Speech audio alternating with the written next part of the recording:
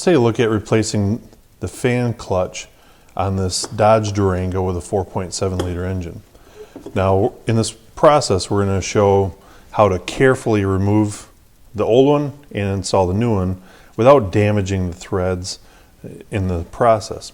First we need to remove this overflow tank, which doubles as the upper fan shroud. Now this is a split fan shroud, so I'm going to remove the electrical connectors here at the washer pumps, pull the hoses off it. Then there's a couple bolts holding this to the shroud here, and we'll lift this out of the vehicle. Now I got the upper shroud and overflow tank, windshield washer reservoir piece out of the way, it's time to remove the old fan clutch. So I've got my 36 millimeter wrench here, and in the kit that I purchased, it actually came with this holder as well. And so you can use this in one of two ways: to hold bolts on the water pump pulley if they're available, which this one there's not.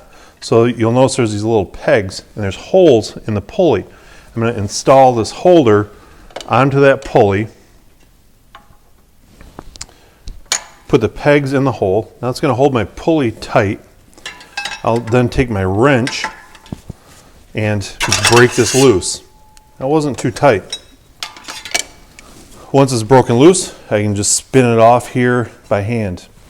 Now there's different kits available, but this is a unique one in that it holds the pulley for you. And never ever should we be using an air hammer and an air chisel, as it's going to damage the unit as well as damage the threads and or the water pump bearing on the unit. So now that I've got this off, I'm going to remove the 4 bolts here and transfer my fan blade over to the new component. While it's apart, we need to make sure there's no cracks or nicks or dings or damage to the fan blade. That's going to affect the performance of our new fan clutch as well.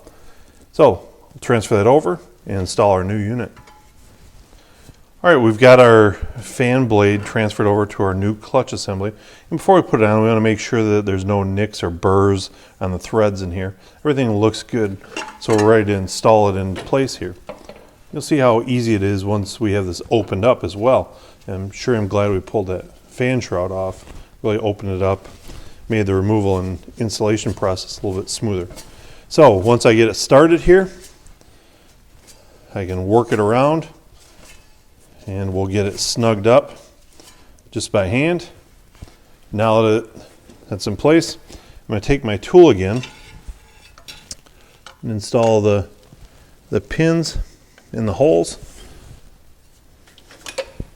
Grab my 36 millimeter wrench again and make sure this is good and tight. Now some fans may have a reverse thread, and if it does, it'll typically say on the fan shroud, telling you a warning to be aware of various threads. This one was pretty straightforward, and so we're all ready for assembly now, and we'll test our new fan once we get it all back together. Well, now that we've got everything reassembled, we've got it tightened down properly, we've got our shroud / tank reinstalled, we've got coolant topped off the washer fluid that we spilled as well. Let's go ahead and start this thing up. Now this thing should run in the full lockup position, so the fan's going to roar for a while, but after a couple minutes of running, it should settle down to a lower RPM as the fluid begins to settle into the different areas which it needs to be, and the fan job should be complete. Let's start it up in a minute.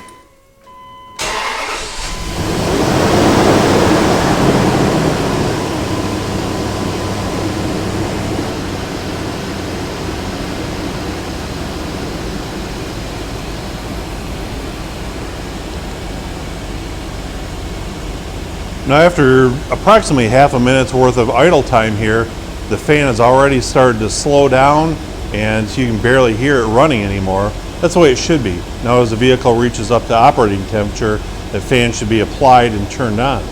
This is a strictly mechanical type fan, no electronics involved.